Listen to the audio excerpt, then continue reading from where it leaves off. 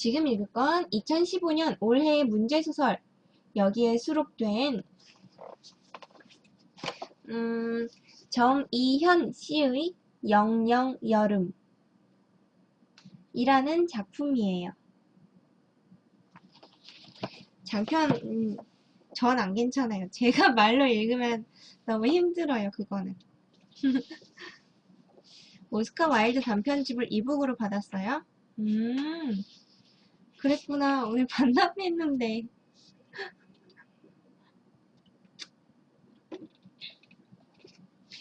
이거는 약 20페이지짜리 책인데요. 재밌으려나?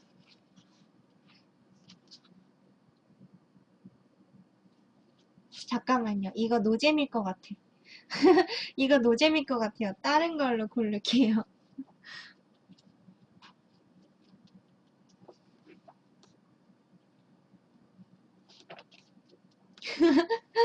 이거 대사가 한 개도 없어요.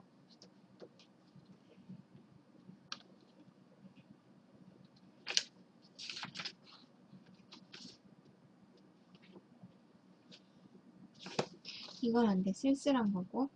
잠깐만요.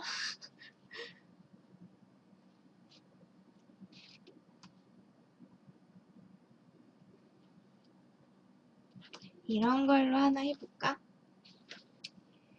자, 아까 그 7번은 무시하기로 하고 이번에는 백민석 님이 지은 비와 사무라이 라는 작품이네요. 비와 사무라이로 읽어볼게요.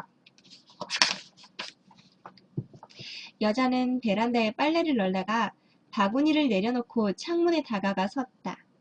아, 진짜요? 벚꽃이 흰 꽃망울을 달기 시작한 아파트 단지 진입로를 그녀는 바라보았다. 유리창에 이마를 기댄 채. 아직 대기가 찬지 입김이 서렸다. 쌕쌕 숨소리가 입천장을 울리고 다시 고막을 울리고 그리고 경직된 그녀의 얼굴 전체를 울렸다. 유리창의 찬 기운에 이마가 얼얼했다. 그녀는 이마를 떼고 힘주어 창문을 연 다음 베란다의 난간에 손을 얹고 배를 대고 허리를 굽혔다. 난간에 발을 쥐고 점점 더 길게 허리를 폈다. 그렇게 몸을 빼면 단지의 진입로 넘어 한강 둔치로 내려가는 길의 공원이 살짝 엿보였다. 그녀는 몇 분이나 난간에 몸을 기댄 채 목까지 길게 빼고 체력 단련 시설이 늘어선 공원 쪽을 바라보았다. 왼발까지 타일 바닥에서 떼고 점점 더 쭉 허리를 폈다. 이제 바닥에 붙어있는 건 오른발 발가락 2개뿐이었다. 엄지발가락을 살짝 튕겨만 주면 그녀는 중심을 잃게 될 것이다. 여자는 두 손으로 난간을 살짝 밀며 배를 떼곤 허리를 약간 젖히면서 두 발을 바닥에 디뎠다. 얼음장 같은 강풍이 그녀의 단발머리를 채각이라도 할 듯 훑기 시작했다. 15층 3층부를 휘감아 돌며 때로는 건물을 통째로 쥐고 흔들기도 하는 강풍이었다. 뭐해? 거실에서 여자는 한 손으로 남편의 전화를 받으며 다탁에서 귤 하나를 집어 엄지끝으로 껍질을 갈랐다. 빨래 널어. 남편은 벌써 3년째 회사에 출근해서 이 시간이면 전화를 걸어왔다. 이유를 물으면 남편이 아내에게 전화도 못하냐고 건조한 목소리로 대꾸했다. 하지만 그녀는 알고 있었다. 남편이 전화를 거는 건 미러를 나누고 싶어서가 아니라 겁이 나서라는 걸. 지맨님 어서오세요. 그리고 오후 시간에도 귀찮아하지 않을 만큼만 전화를 해서 여자의 목소리와 기분을 확인하곤 했다. 어쩐지 올해는 노숙자들이 좀 일찍 나온 것 같지 않아? 노숙자들이 나왔어? 봤어? 출근할 때 오빠도 보지 않았어? 강변도로로 가잖아. 가지. 하지만 그런 사람들은 못 봤는데? 난 봤어, 어제. 여자는 어쩐지 올해는 열흘 쭉 일찍 나온 것 같아 하고 덧붙였다. 작년에는 공원에 목련 몽우리가 다 터진 다음에 나왔단 말이야. 올해는 아직 벚꽃도 안 폈는데. 하지만 전화를 끊고 보니 꽃이 피는 차례가 목련이 먼저인지 벚꽃이 먼저인지 언뜻 기억이 나지 않았다. 둘 다 앞서거니 뒤서거니 하며 폈던 것 같기도 했다. 어쨌든 분명한 건 목련이든 벚꽃이든 개나리든 봄꽃이 피기 전에는 공원이며 강변의 산책로에 노숙인들이 나오지 않는다는 사실이었다. 봄꽃이 피기 전에는. 자칫 3월에는 얼어 죽을 수 있기 때문이었다. 여자는 그렇다면 봄꽃이 피기 전에는 노숙인들이 어디에 가 있을지 궁금해졌다. 저도 그저 잠깐만 궁금했다. 그녀는 서울역 인도 육교에 한번 들어서 본 적이 있었다. 대학을 졸업한 해 봄에 중림동에서 면접을 보고 서울역으로 걸어 나오다 길을 잘못 든 것이었다. 초입부터 이미 오줌 지린내와 술내가 코를 찔렀다. 겨울용 점퍼를 껴입은 떼국이 질질 흐르는 사내들이 육교 양편으로 흩어져 자리를 잡고 있었다. 첫 번째 사내는 종이박스를 덮고 대자로 드러누워 있었다. 떡이 된 반백의 머리와 쥐어뜯은 것 같은 수염. 그녀는 그의 곁을 지날 때부터 종종 걸음을 치기 시작했다. 오늘 홍콩에서 칭찬도 받고 일도 많이 받았군요. 네, 그래요. 일하세요. 두 번째 사내는 난간을 향하고 서 있었다. 새까맣게 때가 탄 주름진 것을 바지춤에서 꺼내쥐고 소변을 보고 있었다. 세 번째 사내 하나는 바닥에 주저앉아 고개를 들고 해바라기를 하고 있었다. 햇빛에 그의 검고 부은 얼굴이 번들거렸다. 반짝이는 갈색의 두 눈동자가 그녀를 쫓는 듯했다. 황사 때문에 공기는 탁하고 낯빛을 띠고 있었다. 육교 중간쯤 다다랐을 때 그녀는 악취에서 어떤 밀도를 느꼈다. 그녀는 그녀를 자꾸 밀쳐내는 어떤 힘을, 또 그녀의 하이힐을 한자리에 붙잡아두려는 어떤 밀도를 느꼈다. 그녀는 악취 속을 허우적대고 있었다. 코도 맵고 눈도 매웠다. 그녀는 이제 뛰고 있었다. 지금 약속 있어요. 10시에? 그래요. 잘 다녀오세요. 더럽고 뚱뚱하고 느려터진 사내들이 그녀의 왼편과 오른편에서 꼼지락대고 있었다. 그녀는 육교를 달려 내려와 정류장으로 가서 숨을 몰아쉬면서 버스에 올라탔다. 그녀는 집에 돌아오자마자 속옷까지 싹 벗어서 세탁기에 던져 넣었다. 여자가 그 인도 육교에서 해를 입은 것은 없었다. 누가 그녀를 모욕한 일도 없었고 침을 뱉은 것도 아니고 더러운 부은 손으로 발목을 잡은 것도 아니었다. 하지만 그녀는 인도 육교에서 보고 느꼈던 그 봄날 오전의 광경을, 그 알 수 없는 힘과 밀도를 결코 잊지 못했다. 오늘 아침도 여자는 하품을 하며 귤을 까먹었고 MBC의 기분 좋은 날을 보았다. 그녀는 틈틈이 휴대폰으로 트위터를 확인했고 모바일 쇼핑 사이트에 들러 할인 이벤트를 뒤져보았다. 그리고 이거 다 보고 나면 아침 드라마도 보고 막 이랬대요. 그리고 뭐 CD를 틀어서 CD를 들으면서 놀기도 하고. 근데 그 어디에도 그녀를 위협하는 위험이나 뭐 그늘 같은 건 없고 뭐 이런 상태래요. 근데 하지만 벌써 3년째였다. 이렇게 이유도 없이 코허리가 시큰해지는 게 뭔가 우울증 같은 게 있나 봐요. 여자는 거실 유리창을 돌아보았다. 물 얼굴처럼 떠 소리 없이 일렁이는 자신의 상반신 어디에도 그늘지고 어두운 부분은 없었다. 그녀의 모습은 아직 남편이 반했던 모습 그대로였다. 그녀는 남편 방에서 잠깐 웹서핑을 하다가 침대에 엎드려 낮잠을 잤다. 여자는 약속 시간이 가까워져서 집을 나서면서 주변을 두려댔다. 두렸댔다. 두렸댔다가 그 둘러본다는 뜻인가 봐요. 꽃들이 폈으니 노숙자들이 오겠지 하고 그녀는 생각했다.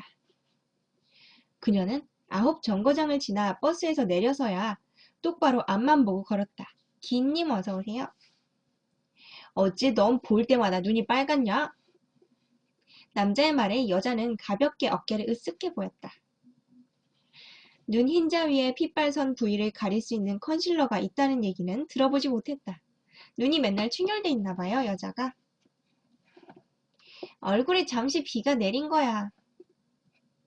남자는 그런 여자를 귀여워 죽겠다는 표정으로 바라보았다.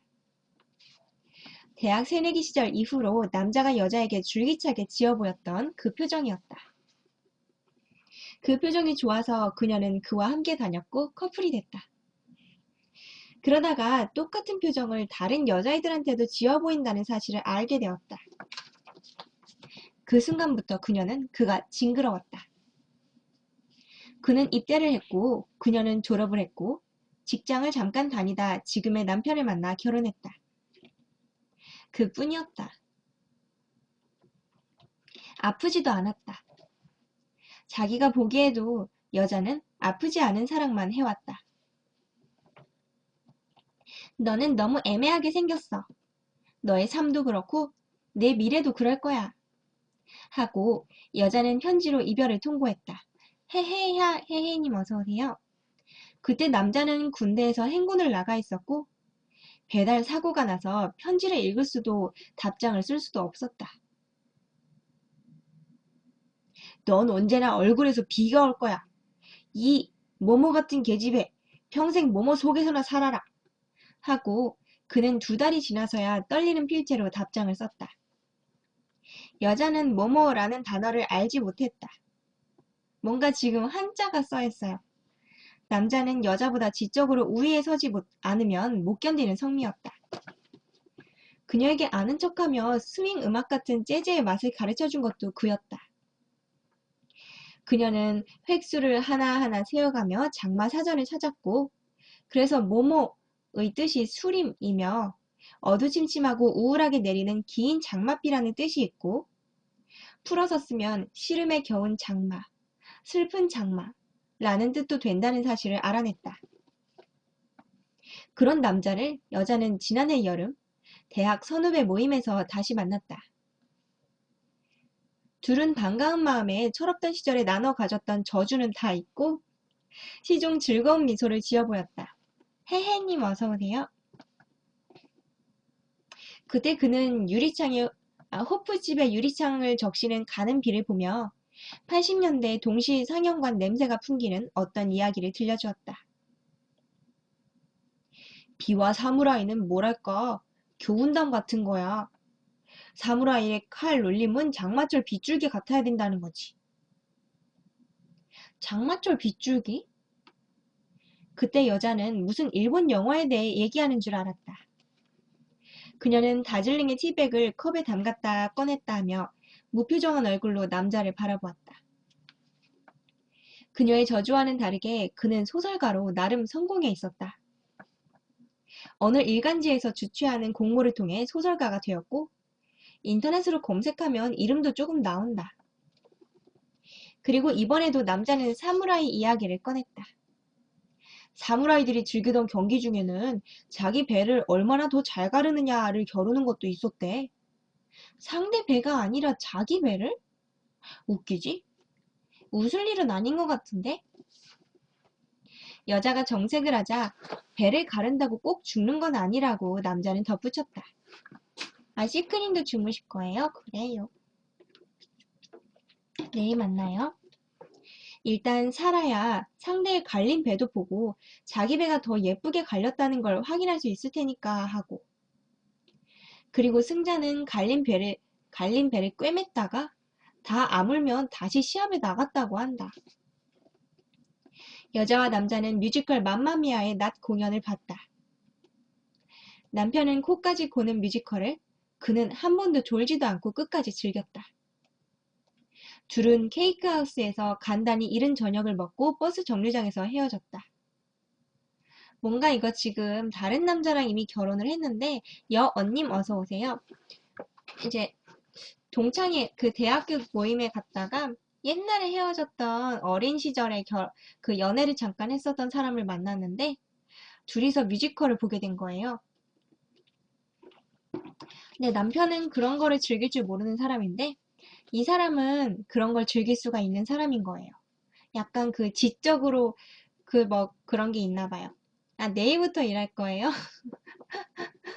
빨리 읽을게요. 이따가 그 전화 데이트도 해요. 어쨌든 그 둘이 만나서 케이크하우스에서 밥도 먹고 버스 정류장에서 헤어졌어요. 그녀는 버스를 기다리며 넌 왜 사무라이 따위에 그리 관심이 많은 거야 하고 입을 뗐다.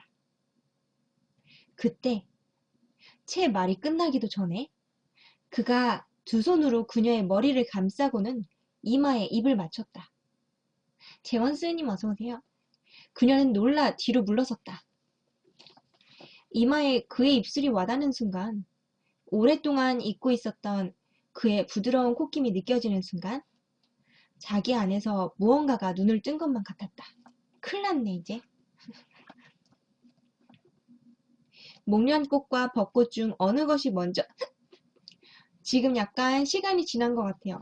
어느 것이 먼저 피는지 미처 알아내기도 전에 여자가 사는 아파트 초는 봄꽃들로 온통 희고 노랗게 물들었다. 그리고 그와 동시에 공원의 벤치도 노숙인들의 차지가 되었다. 노숙인들은 둔치의 산책로에도 띄엄띄엄 엉덩이를 붙이고 있었다. 그녀는 멀리서 그들을 지나칠 때마다 TV 동물농장에서 본 시간이 멈춘 동물, 나무늘보 같다는 생각을 했다. 기름기와 먼지로 뭉친 터럭하며 어제나 그제나 오전이나 오후나 한결같은 그들의 사세가. 따행님 어서 오세요. 소주병을 두고 두엇이 둘러 앉았거나 해바라기를 하며 벤치에 쭉 뻗었거나 이게 해바라기 한다는 게 그 하늘 쳐다보고 있다는 것 같아요. 가방 같은 것에 팔을 걸친 채로 비스듬히 앉은. 요즘 서울역 가본 적 있어? 여자가 물었다. 남편은 3년째 퇴근하자마자 바로 귀가하기를 반복하고 있었다. 남편은 이제 집돌이에요. 집에 충실한. 왜요? 어쩌다 부서 회식이 있거나 하는 날은 1차까지만 자리를 지키다 왔다.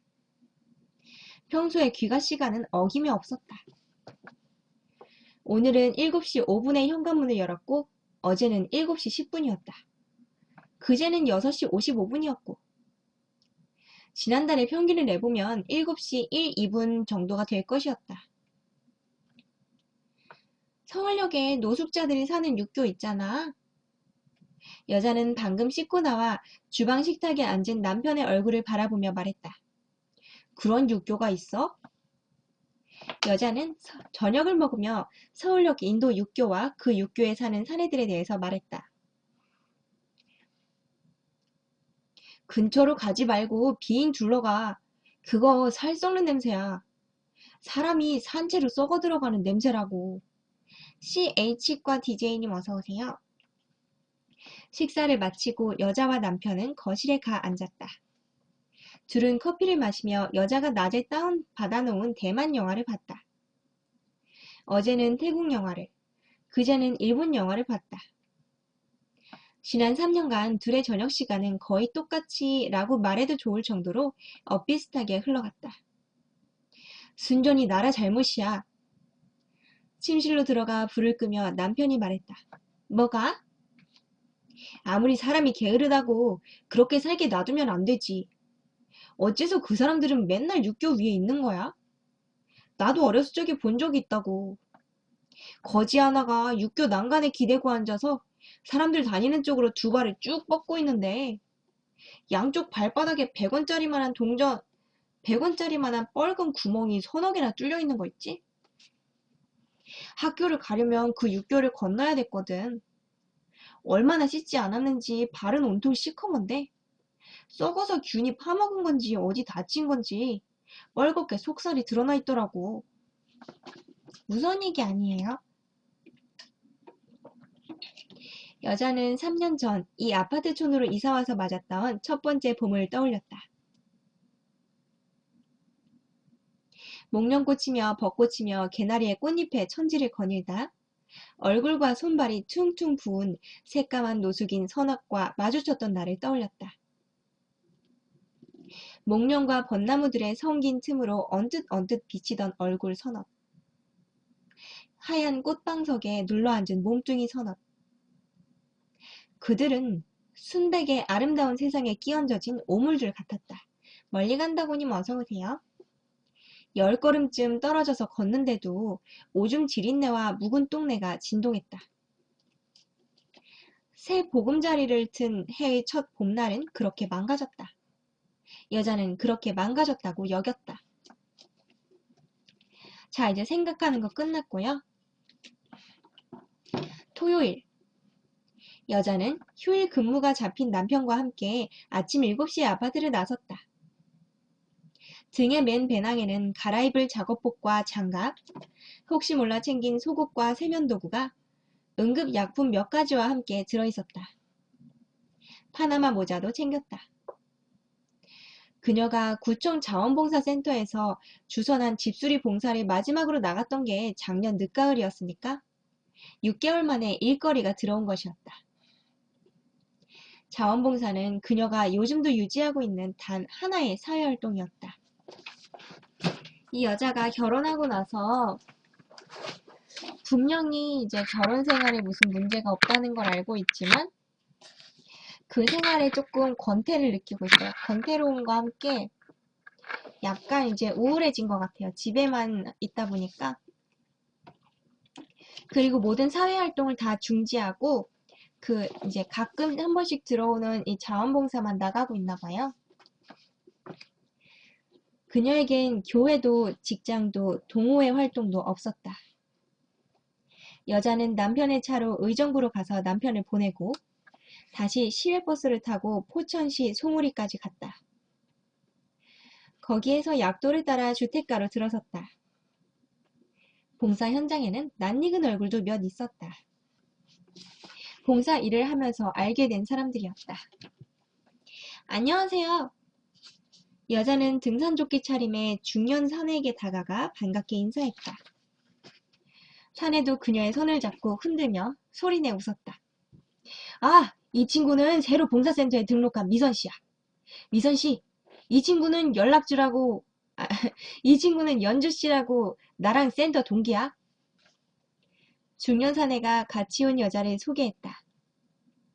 그와는 가끔 문자 메시지를 주고받는 사이였다. 그 밖에는 별로 아는 것이 없었다. 쪼꼬리님, 나연님 어서오세요. 초로에 가까운 나이라는 것. 강남으로 출퇴근하는 회사원이고 몇 년 전에 이혼했다는 것. 잘 웃지도 않고 말도 걸음걸이도 느리다는 것 정도. 언젠가 이혼했던 처와 다투는 것을 우연히 보았는데 그녀는 얼른 기억에서 지워버렸다. 봉사 일거리는 두 가지였다.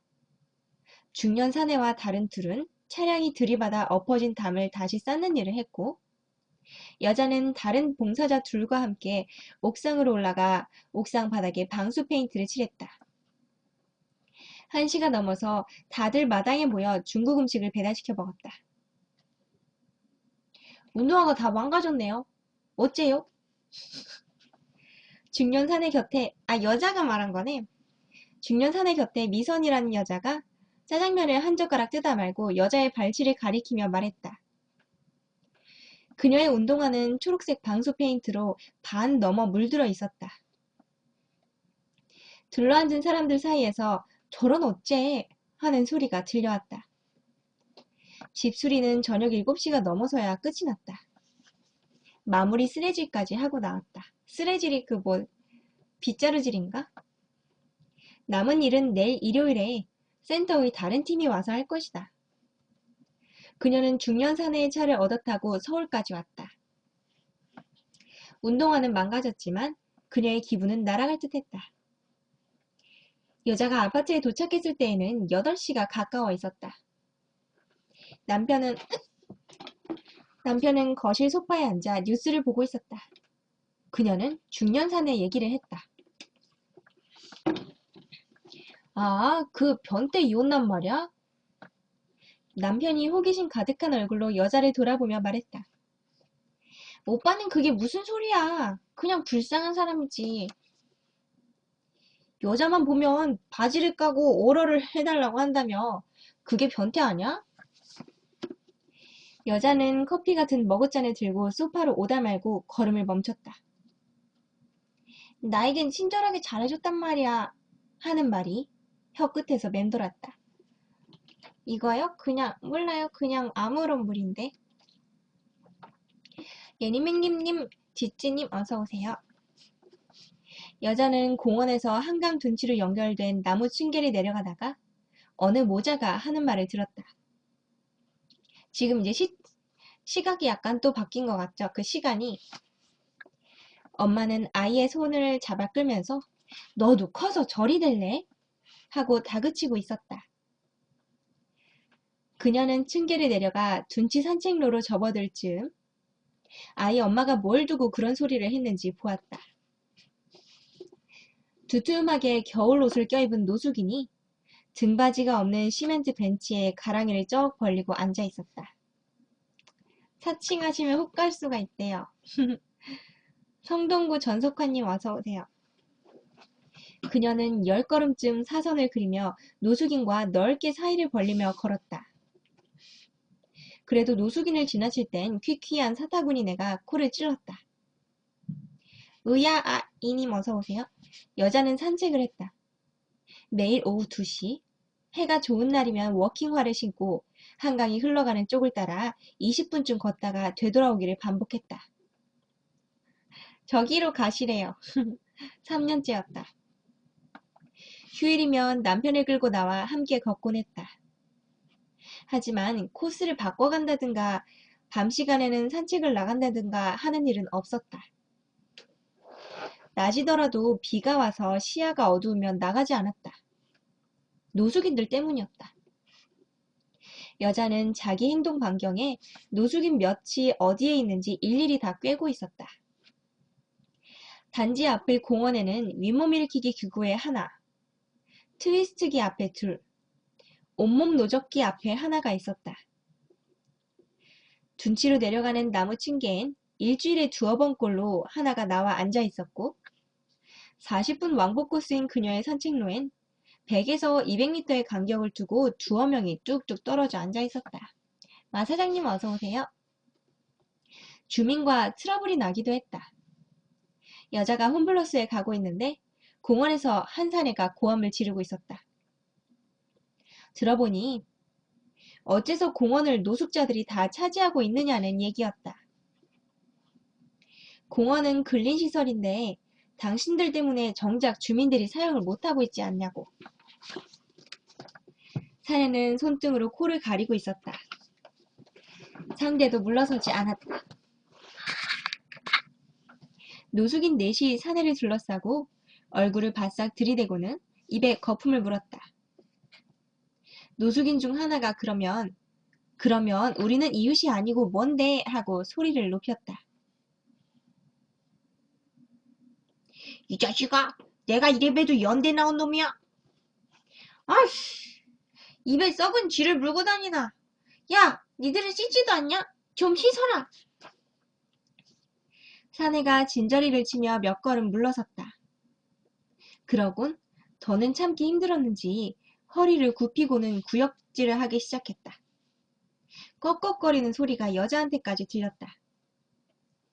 그녀는 노숙인 중에 하나와 눈이 마주쳤다. 여자는 장을 보고 와서 정리를 한 다음 거실에 앉아 차를 마시다가 아까 공원에서 본 일에 대해 누구한테든 얘기해야겠다고 느꼈다. 그녀는 남자에게 전화했다. 그리고 아까 있었던 일을 들려주었다. 그러면서 노숙자가 정당한 요구를 하는 주민을 위협한 것으로 해석할 수도 있는 거냐고 물었다. 남자는 생각 좀 해보겠다고 했다. 한 묵고 또 묵자님 어서 오세요. 수화기 너머에서는 전화벨이 울리고 있었다. 그리고 30분쯤 후에 문자 메시지가 왔다. 야, 네가 얘기했던 거 신고했다간 인정머리 없다는 소리 듣기 딱 좋다? 노숙자들은 게으르거나 무능력해서 그렇게 된 게 아니야. 마음에 아주 큰 상처를 입어서 그렇게 된 거야. 그리고 나서 또 무슨 볼일이 생겼는지 잠잠하다가 10분쯤 지나서 두 번째 문자가 왔다. 안영근님 어서 오세요. 그 사람들 좀 그냥 내버려둬. 구청에서 어려운 사람들 돕겠다고 자원봉사까지 한다면서 왜 그래?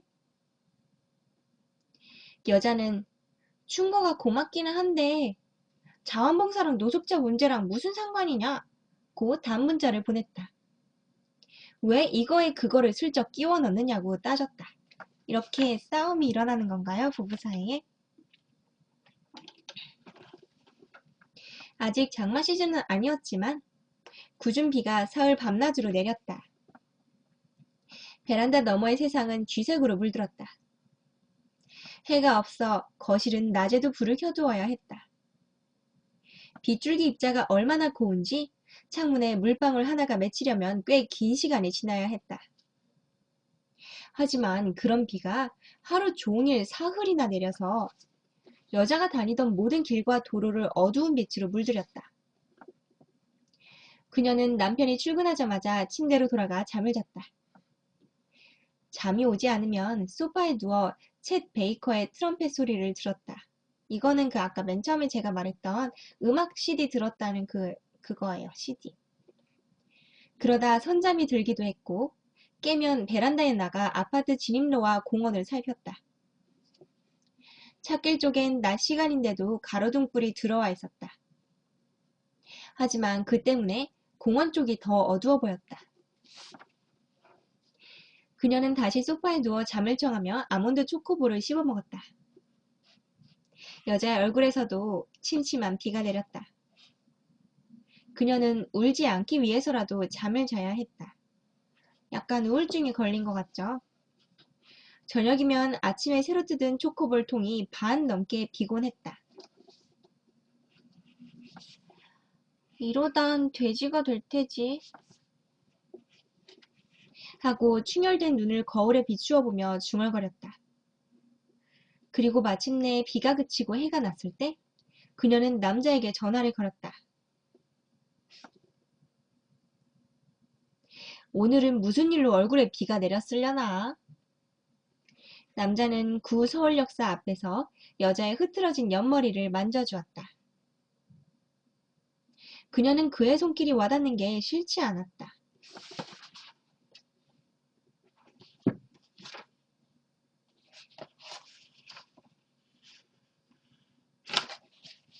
헐! 헐, 여태까지 제가 남편이라고 했던 것만 남편이고 그냥 남자라고 표현했던 건 그 대학생 때 동창 남자였어요. 그 남자를 가끔 한 번씩 만나고 있는 거였어요. 근데 그 이제 여자가 우울증 때문에 약간 오늘 아침에도 울었다 그랬잖아요. 그래서 그 옛날 남자친구였던 그 남자가 이렇게 머리카락을 쓸어주는 거예요. 근데 싫지 않았대요. 여기 어디였는데? 여자는 휴대폰을 켜고 지도 검색창에 서울역 인도 6교라고 쳐넣었다.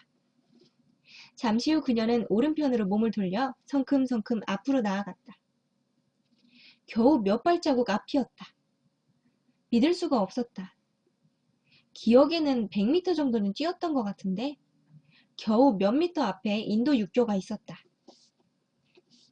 하지만 인도 6교로 가는 통로는 허리까지 오는 쇠울장으로 가로막혀 있었다. 그리고 10여 미터 안쪽 육교의 입구 부분에도 연초록의 펜스가 높게 쳐져 있었다. 반달곰님 어서오세요. 현수막이 보였다. 육교를 철거할 예정이라 통행로를 폐쇄한다는 내용이었다. 여자는 놀란 눈으로 어디 돌아서 들어갈 곳은 없는지 살폈다. 지린내의 흔적이라도 찾는 듯이 코를 킁킁거리기도 했다. 노숙자들을 어떻게 떼어내고 몰아낼 수 있었을까? 그녀는 쇠울장을 잡고 몸을 기울여 목을 길게 뽑았다. 이렇게. 하지만 아무리 목을 뽑아도 펜스 너머 육교 안쪽은 보이지 않았다. 그녀는 두 손으로 새울장을 바르지고 배를 대고는 허리를 쭉 펴고 목을 앞으로 뺐다. 왼발이 공중으로 들렸다. 오른발의 구두코만 아슬아슬하게 바닥에 걸쳐 있었다. 만나지도 말아야겠네.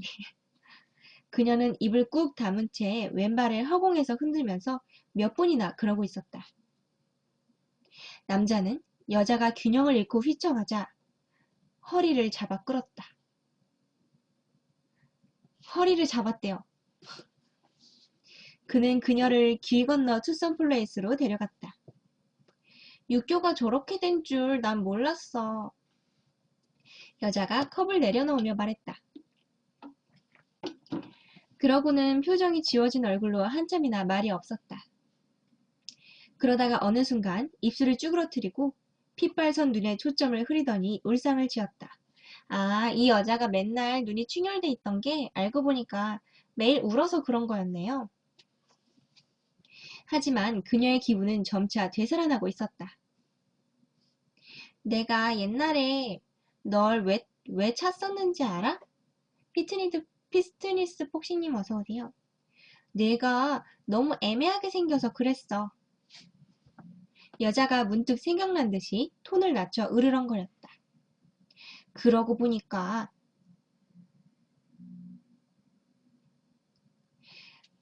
보니 내가 쓰는 소설도 뭔가 애매하네. 난 내가 불행해지길 바랐어. 소설가들 가난하지 않아? 하지만 우리 집은 원래 부자였는걸? 지금도 부자고 대학에 강의도 나가고 난 인생을 즐기고 있다고. 남자가 이런 기대에 못 미쳐서 어쩌나 하는 표정으로 말했다. 둘은 천천히 커피를 홀짝이며 말없이 앉아 있었다. 컵이 비자 남자는 노숙자들이 어디 있는지 알 것도 같아 하면서 여자를 잡아 끌었다. 둘은 카페를 나와 길을 건너고 서울역 광장을 가로질러 점차 밭아지는 인도를 따라 지하철 4호선 서울역으로 향했다. 빠찌뿌님 어서오세요. 가까이 한 발씩 앞으로 내디딜수록 그녀는 아까 육교에서 찾았던 악취가 자신의 힘을 다시 드러내는 것 같이 느꼈다. 10m 앞쪽으로 4호선 서울역 13번 출구를 알리는 플라스틱 기둥이 눈에 띄었다. 쳐다보지 마. 남자가 낮게 중얼거렸다. 여자는 뭐? 응? 하다가 지하철로 내려가는 층계를 보곤 하고 탄식을 질렀다. 펜돌상님 어서오세요. 지난 세월 자신의 기억 속에 단단히 틀어박혀 있던 육교 위에 그 잿빛 그림자들이 지하철의 층계를 따라 기다랗게 줄을 서 있었다. 그녀는 힐끔힐끔 왼편을 곁눈질하며 젠걸음을 옮겼다. 노숙인 행렬의 끝은 지하철 층계 아래 저 깊숙한 내부로 사라지고 있었다. 여자와 남자는 20m쯤 지하철역을 지나쳐 갔다가 사랑의 빨간 밥차라고 쓰인 특수 차량 앞에서 걸음을 멈췄다. 짠 된장국 냄새와 김치 냄새가 진하게 풍겨왔다. 잠깐 서서 밥차를 바라보다가 둘은 길을 잃고 헤매는 사람들처럼 오던 길을 되짚어 걷기 시작했다. 이제는 왼편으로 노숙인들을 위한 쉼터며 진료소가 지나갔다. 노란색 간판에 선교회가 운영한다는 노숙인 쉼터가 눈길을 끌었다. 이러고 잠깐 문단이 바뀌네요. 하늘이 여자의 눈물을 헤아리고 있어서 여자를 올리면 큰일 나요 나중에. 여자는 그동안 아프지 않은 사랑만 해왔다. 아프지 않은 사랑은 사랑이 아니라고는 하지만 어쨌든 그녀는 안 그랬다. 사는 데에도 별 문제가 없었다. 남편은 연애할 때처럼 잘 챙겨주고 아이는 좀 늦게 갖기로 합의했다. 시댁과도 문제가 없었다. 친구는 많지는 않지만 너무 외롭지 않을 만큼은 있었다. 그녀는 베란다 창밖을 내다보며 유리창에 이마를 기댔다. 꽃돌부님 어서 오세요. 온기가 느껴졌다. 벌써 이틀째 더운 바람에 섞여 비가 내리고 있었다. 빗살은 가늘고 약했지만 끈질기게 창문을 훑어내리고 있었다. 예보에 장마는 산악을 뒤었다. 지난번에 구 서울역사에 다녀온 후로 여자는 자기 과거의 어느 시점에 단단히 북박혀 있던 한 세계가 사라진 것만 같았다. 그녀는 정말로 마음속 공허를 느꼈다. 그것도 상실감이라면 상실감이었다. 듣기 싫으면 듣지 마세요. 여기 제목 안 보이세요? 책 읽어주는 여자? 루시퍼님 어서 오세요. 그녀는 머그잔에 든 커피를 한 모금 마셨다. 척 맹지 오니에 쭉쭉 뻗어가는 플리겔 호른 소리와 함께 산체스의 아이들이라는 CD가 돌아가고 있었다. 서울역에 갔다 헤어질 때 남자가 사준 음반이었다. 1번 트랙을 들어봐 라면서 그녀는 1번 트랙에 무한 반복을 걸어놓고 있었다. 자기도 저녁에 둔치에 나가는 거 아니지? 남편이 그제 아침 넥타이를 고쳐매며 이거 남자가 말한 거야. 자기도 저녁에 둔치에 나가는 거 아니지? 남편이 그제 아침 넥타이를 고쳐매며 말했다. 자꾸 입술이 붙어요. 트윈픽스님, 피곤해님, 액티븐 크리스님 어서오세요. 응? 인터넷 검색해봐. 어젯밤에 내가 무슨 기사를 본 것 같아서 그래. 한강 둔치에서 연쇄 성폭행 사건이 일어났는데 그게 이 아파트 좀 근처 같아. 여자는 청소를 끝내고 컴퓨터 앞에 앉아 검색창에 연쇄 성폭행이라고 쳐넣었다. 몇몇 기사가 떴다. 그녀는 컴퓨터를 끄고 베란다로 나가 창밖을 바라보았다. 노숙자의 성폭행 범이라니? 그 더러운 걸. 그녀는 머리가 아파왔다. 마침내 장마가 시작되었을 때 여자는 남자에게서 만나자는 전화를 받았다. 참고로 이 남자는 자기 남편하고는 다른 사람이에요. 그녀는 해 없이 어두침침하고 더운 바람이 거칠게 우산을 치고 도는 거리로 나갔다. 그녀는 휴대폰에 찍힌 약도대로 논현동의 카페를 찾았다. 차를 마시는 동안 그는 창밖에서 시선을 떼지 않고 바람이 잦아들기를 기다리고 있었다. 나가자.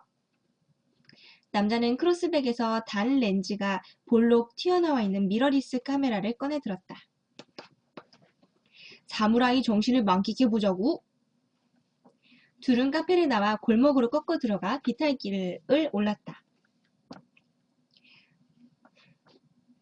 곧 내리막이 나왔다. 번잡한 골목 풍경이 펼쳐졌다. CJ민님 어서오세요. 고소한 기름내와 쉰 음식 냄새, 왁자지껄한 소음이 후텁지근한 바람을 타고 여자에게로 밀려왔다. 머리 위엔 현수막이 달려있었다. 골목을 하나만 더 꺾고 들어가면 영동시장이 나오는 모양이었다. 남자가 우산을 내밀었다. 좀 씌워줘. 그녀는 양손에 우산을 들고 하나는 남자의 머리 위로 높이 치켜들었다. 남자가 좀 씌워달라고 말한 거네요. 남자가 카메라 찍으려고. 그는 카메라를 이리저리 휘두르며 유별날 것도 없어 보이는 골목 곳곳을 향해 셔터 버튼을 눌러댔다. 골목은 어느 건물 앞에서 네 갈래로 갈라지고 있었다. 그는 휴대폰으로 검색해보더니 십자로의 정중앙에 서서 카메라를 눌렸다. 이게 보니까 남편이 아주 좋은 사람이고 되게 배려도 많이 해주고 재미는 없는 사람인 거예요. 근데 그 사람이 왔대. 그 사람이랑 결혼을 했는데 여자는 이제 일을 안 해도 돼요. 파크님 어서 오세요. 근데 여자가 그 3년 동안 집에서 있기만 하고 다른 활동을 안 하다 보니까 우울증이 왔고 또 이 모든 생활에 대해서 권태가 왔어요. 그랬는데 그 재미없는 남편하고 조금 대조적으로 동창회에 갔다가 옛날 애인을 만난 거예요. 잠깐 만났었던. 근데 그 옛날 애인은 글도 쓰고 뭐 뮤지컬도 감상할 줄 알고 카메라도 찍을 줄 알고 되게 이런저런 뭐로 이제 그 감상적이라고 해야 되나? 아무튼 남편하고는 되게 반대되는 사람인 거예요. 그래서 막 그런 점들에 대해서 끌리고 있어요, 여자가. 그러고는 1층의 횟집 옆에 난 입구를 통해 건물로 들어갔다. 남자는 1층에서 2층까지 계단을 오르며 여자가 보기엔 평범하기 그지없는 내부 풍경을 담았다. 층계에 스테인리스 난간, 얼룩진 빨간 굽돌이 널, 층계참이 놓인 공용 화장실, 노랗게 기름때가 앉은 흰 벽면, 2층의 돼지고기 구이집 앞에 놓인 빈 맥주 박스와 냉장고. 너 블랙 안녕? 들었니? 잘 가.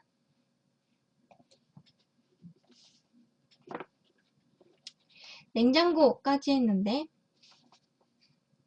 좁아 터지고 답답하고 유리창에 낀 때 탓에 햇빛도 잘 들지 않았다. 그는 화장실 안에까지 들어가 셔터 버튼을 눌렀다. 그러곤 3층으로 올라가는 사우나 출입문 앞에 서서 다시 플래시를 터뜨렸다. 3층과 4층은 남성 전용 사우나였다. 뭐 하는 거야? 여자가 남자에게 물었다. 비와 사무라이의 배경을 찍어두는 거야. 비가 꼭 사무라이의 칼날처럼 뿌려지는 것 같잖아. 남자는 이번엔 고개를 들고 빗살이 사선으로 흩날리는 하늘을 향해 셔터 버튼을 눌러댔다. 카메라 휘두르는 폼 보니까 꼭 내가 사무라이 같다. 여자는 남자의 카메라를 따라 우산을 뒤로 기울이고 눈을 들었다. 뭐 자꾸 이것저것 찍고 있어요. 그래서 여자가 저기에 뭐가 있다고 찍어? 했는데 남자는 막 얼굴에 비 맞고 이랬는데 그거 닦으려는 생각도 안 하고 있어요. 뭐가 있냐고? 사무라이가 있지. 아까 그 사우나가 고시원이었을 때 가진 건 원한뿐인 은둔자가 살고 있었어. 3평짜리 방 한가운데에서. 그 은둔자의 꿈은 최고 레벨의 사무라이가 되어서 칼로 세상을 다 베어버리는 거였어. 무협 판타지의 리얼 버전이지. 오랜 세월 많은 공력을 들인 끝에 사무라이는 드디어 깨달아. 사무라이의 칼 눌림은 장마철 빗줄기와 같아야 된다고 말이야.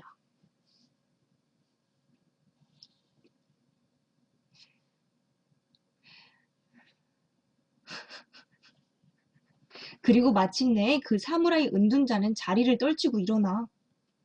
이렇게 평범한 동네가 그런 괴물을 키웠다는 게 상상이 돼? 지금 남자가 소설가라서 막 이런 일상적인 풍경들을 보면서도 상상의 나래를 펼치고 있어요. 스토리를 만들고. 하지만 여자로선 받아들이기 힘든 이야기였다. 무협 판타지가 아니라 몇 년 전에 뉴스에서 들었던 고시원 살인사건 같기도 했다. 그녀는 남자들이란 정말 칼싸움이라 좋아하고 하며 혀를 찼다.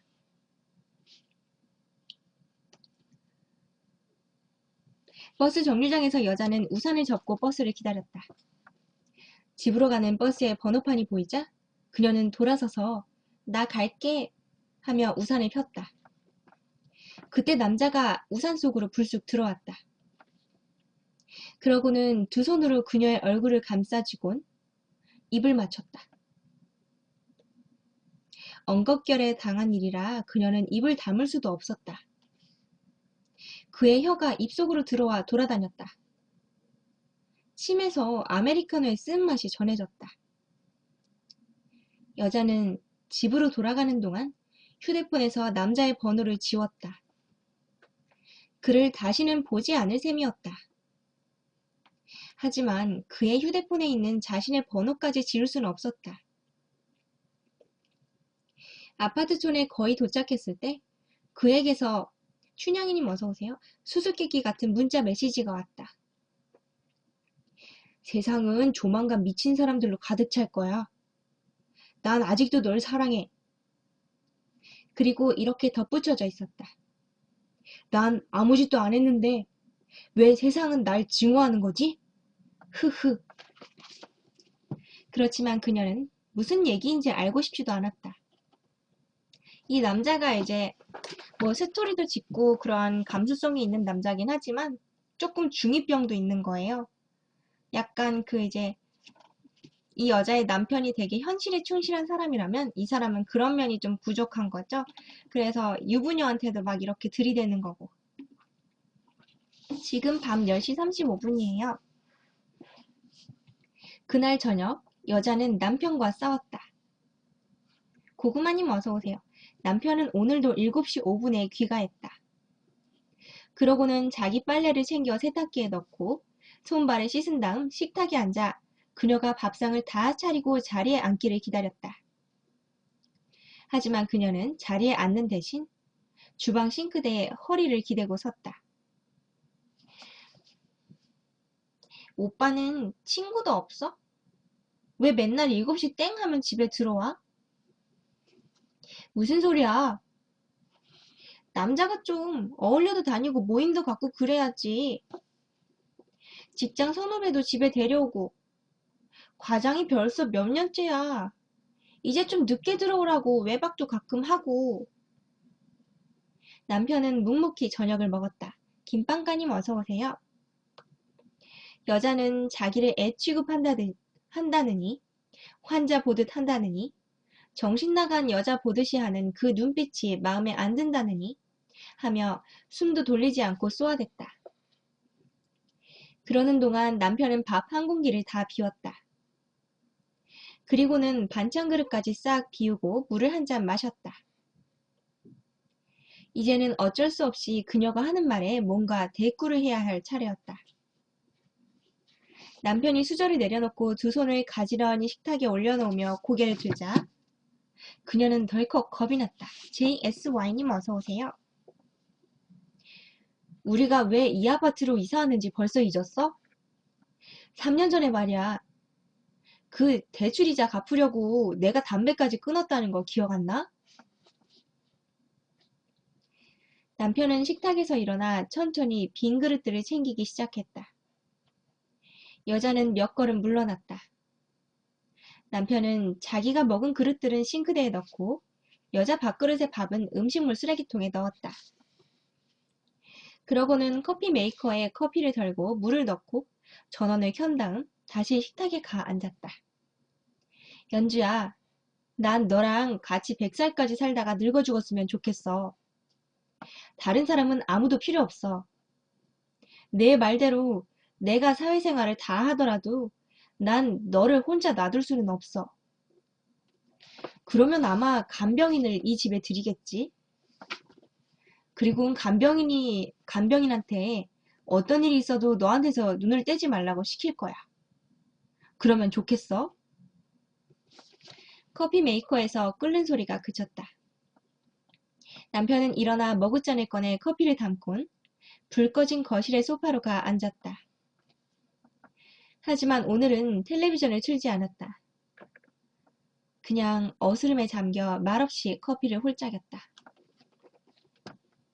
여자는 싱크대에 허리를 기댄 채 소리 죽여 울었다. 남편에게 우는 모습을 보이고 싶지 않았다. 천지연하님 어서 오세요. 어깨가 파르르 떨리다가 곧 들썩이기 시작했다. 남편도 잘 알고 있을 것이었다. 자기를 출근시켜놓고 점심때쯤이면 그녀가 죽고 싶다는 생각을 10번쯤 했으리란 사실을. 그녀가 결혼하기 좀 전에도 우울증이 있었나 봐요. 7시에 퇴근해 귀가할 때쯤이면 그녀가 자살 생각을 구체적인 방법까지 더해서 20번쯤 더 했을 거라는 사실을.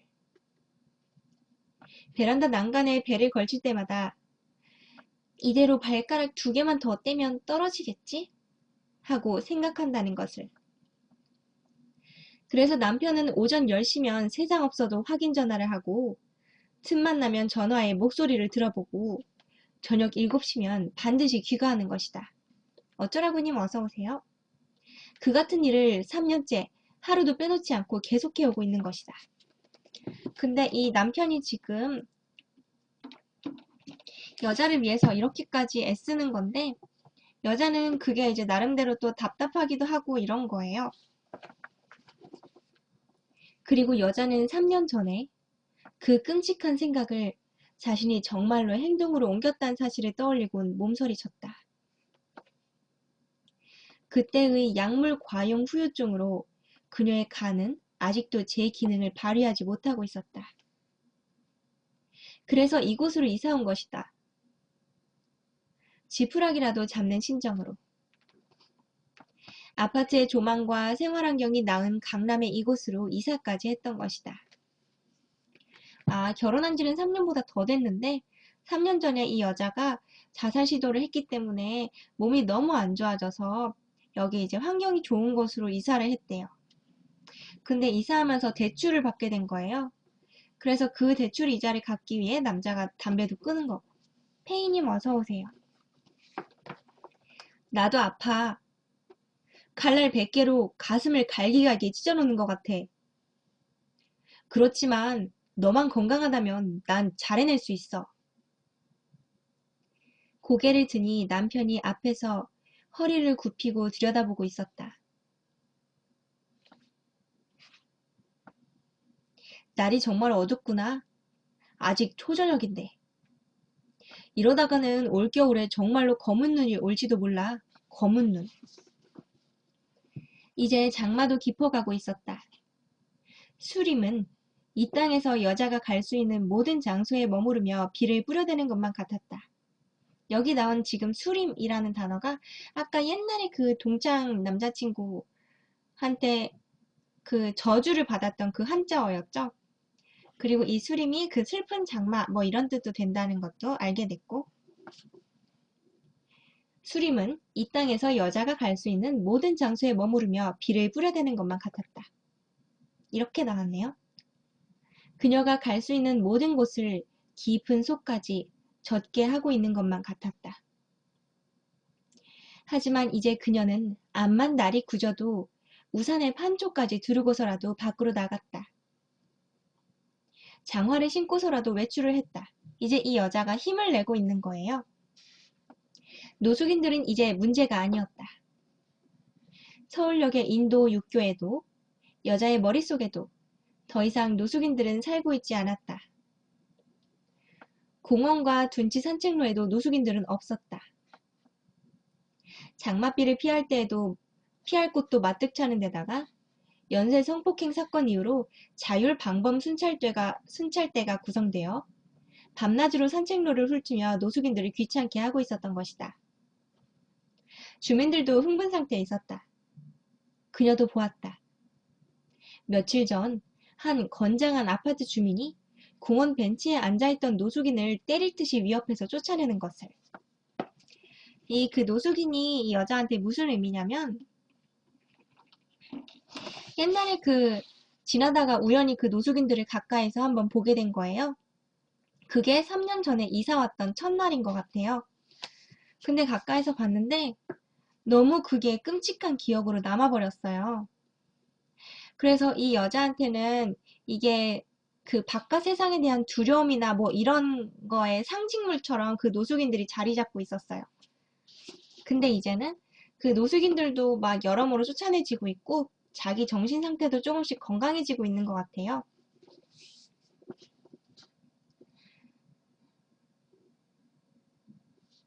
어디 갔지? 여자는 우산을 쓰고 비를 맞으며 산책을 했다. 장화 밑에서 찰방찰방 소리가 났다. 하루 한 번 왕복 40분 코스를 꼭 돌았다. 코스를 돌고 돌아올 때 아까는 보지 못했던 그림자 하나가 시멘트 벤치에서 눈에 띄었다. 비에 흠뻑 젖은 계절에 맞지 않는 두툼한 옷가지로 몸을 칭칭 동여맨 노숙인이었다. 6월의 수림이 빈틈없이 그의 몸을 두들기고 있었다. 6월의 깊디 깊은 장마가 노숙인의 퉁퉁 부은 몸뚱이를 남김없이 적시고 있었다. 아무거나 되는 대로 집어먹어 겉은 퉁퉁 붓고 속은 공허하게 썩어가는 그를 가차없이 흠뻑 적시고 있었다. 마음에 상처를 입어 그 고통에 몸까지 둔하게 마비되어 버린 그를 억수처럼 사무라이의 칼날처럼 그의 몸을 다 저미고 조각내어 버릴 듯이 이것저것 이제 아까 나왔던 소재들이 하나씩 계속 나오죠. 여자는 용기를 내어 다가가 노숙인 앞에 섰다. 노숙인은 눈을 뜨고 있었지만 시선은 약간 하늘을 향한 채로 그녀를 거들떠도 보지 않았다. 비가 눈두덩이에 고이면 눈꺼풀을 깜빡여서 물방울을 털어냈다. 실성한 게 분명했다. 그녀는 한 발짝 더 가까이 갔다. 그녀가 이제 그 마음속에 있던 이제 공포나 이런 거의 근원에 약간 들여다볼 수 있게 된 그런 느낌이죠. 비에 맞아서 노숙인의 얼굴의 얼룩이 점점 지워지고 있었다. 군데군데 때국이 흘러내리고 누런 피부가 드러나고 있었다. 그녀는 우산 아래에서 울고 있었다. 그녀는 자기가 사무라이라도 된 것 같은 기분이었다. 그녀는 자기가 사무라이가 되어 이유도 없이 눈앞의 노숙인을 베어버린 기분이었다. 우산을 두들기는 빗소리에 여자의 울음소리가 묻혔다. 울음은 이제 그녀의 귀에만 들렸다.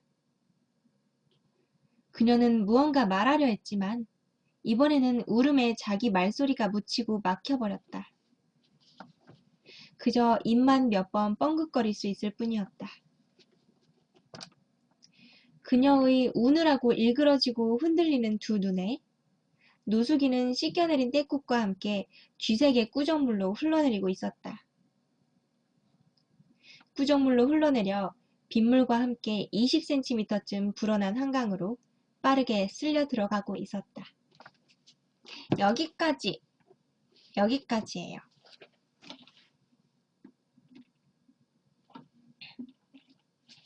지금 읽은 거는 현대문학 교수 350명이 뽑은 2015년 올해의 문제소설이에요.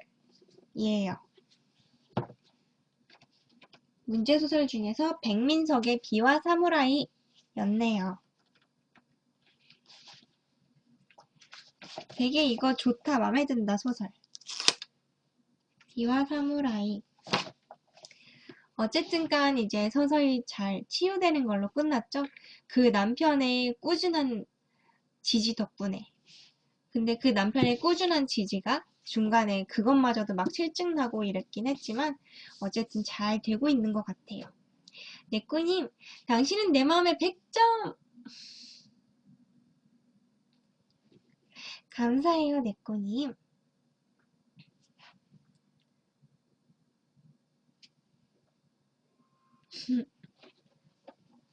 책 읽는 거 싫어하는데 목소리로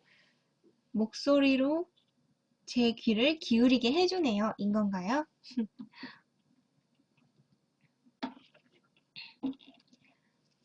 아, 네꼬님 얘기하시는 거 들으면 나이가 꽤 있는 것 같지만 목소리는 어린 느낌이 난다고요? 제가 상상했던 그런 비슷한 목소리던데, 저는. 아무튼 책 읽기 파일은 지금 이제 좀 바꿔야지, 다른 걸로.